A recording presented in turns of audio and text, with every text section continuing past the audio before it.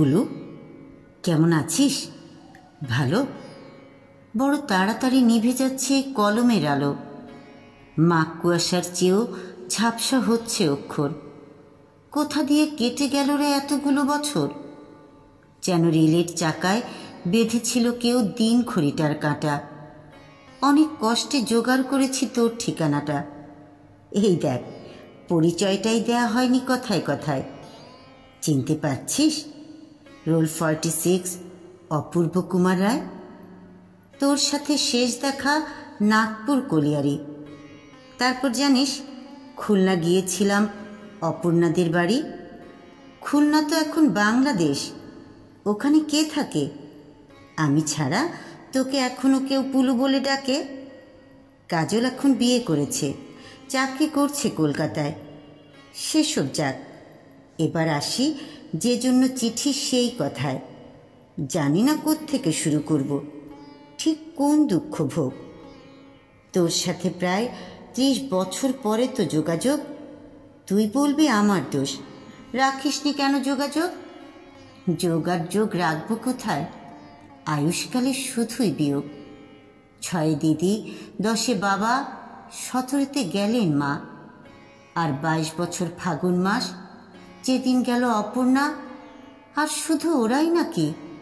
কয়লার ট্রেন, দুঃখ পুকুর, গরুরও গাড়িটাও ছেড়ে দিয়েছে কাশ ফুলে ঢাকা নিশ্চিন্দপুর।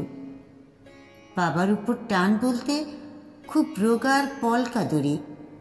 রোগাদরি হেঁটে নামতো কাশীঘাটের 64 সিঁড়ি। বাবার আর লেখা হলো না। গ্রাম জাগানো মহৎ পালা। দীর্ঘশ্বাসে চাপা সংলাপ শুধু শুনতে পেল গণেশ মহলা। এখন মাঝে মাঝে স্বপ্নে আসেন হরিহর পালাকীতিকার। আঙ্গুল দিয়ে দেখিয়ে বলেন, ওই যায় শবযাত্রা আমার, হরিধরি দাও হে সবে, দুহাতে ওরাও বিন্নি খই।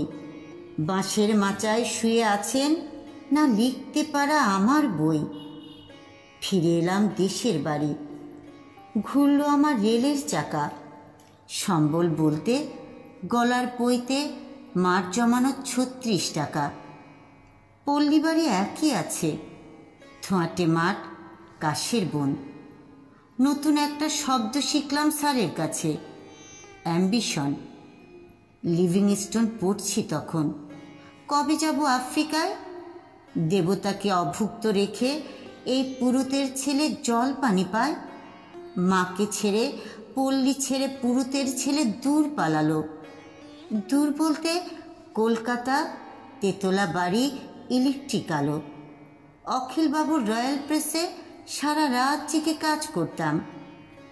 নতুন বইয়ের মলার দেখলেই ইচ্ছে হতো লিখি বাবার নাম।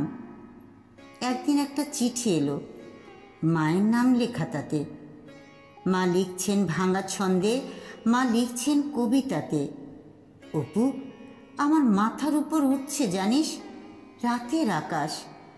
কদিন পরে গণেশ পুজো, তোরা কলেজ ছুটি কি পাস?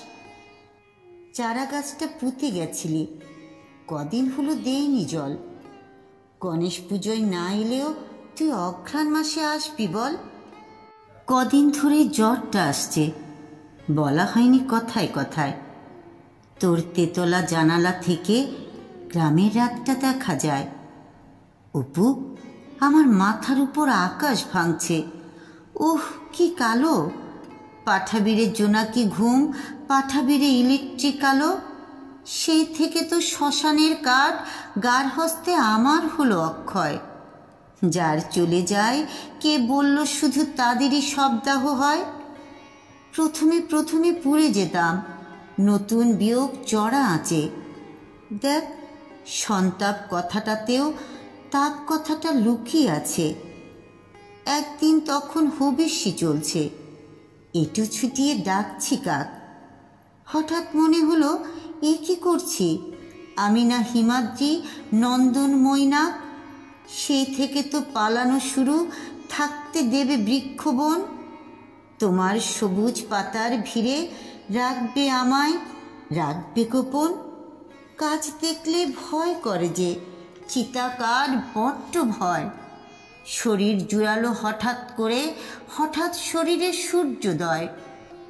মা অপর্ণা মুছে গেল ওদের মুখের টুকিটাকি, বলেই ফেলল অপর্ণার ছবি। হা করে দেখছ আমি নতুন নাকি? পুলু, একটা সত্যি কথা এবার তবে বলি তোকে, আমি মরে যাচ্ছি যন্ত্রণাতে, আমি মরে যাচ্ছি বিচ্ছেদ শোকে। দিদি, বাবা, মা, অপর্ণা এরা না, কার কথা বলছি জানিস?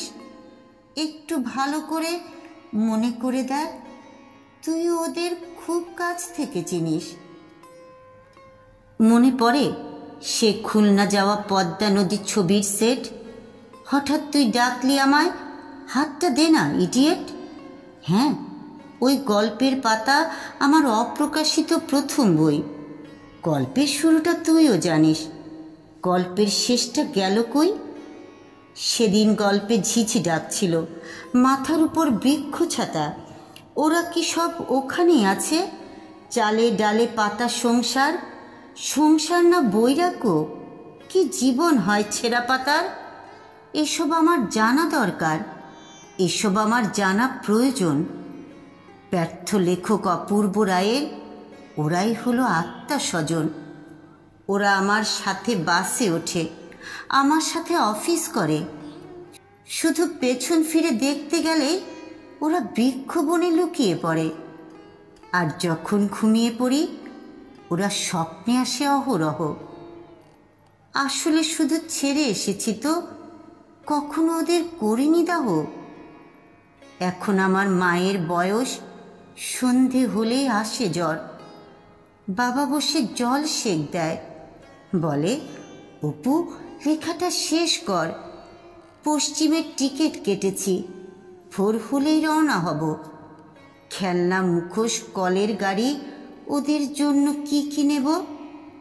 গল্পটা যদি জিজ্ঞেস করে এতদিন পর তুমি এদিকে, আমি তাহলে সেদিনের সেই অবাক করা সূর্য ডেকে সব অধিকার ছেড়ে দেব। লেখক, পিতা, সব লেখক শর্ত বিনিময়ে ফিরে পাবে ওরা শৈশব। গোপন বলতে নিজের কাছে একটা নাম রাখবো শুধু, একটা নাম রাখবো শুধু। পিতা নয়, লেখক নয়, স্বার্থ নয়, শুধু বন্ধু। চললাম পুলু, জানাবো তোকে কি দেখলাম ছেঁড়া পাতায়। ভালো থাকিস, বইটা ছাপিস। ইতি অপু, অপূর্ব রায়।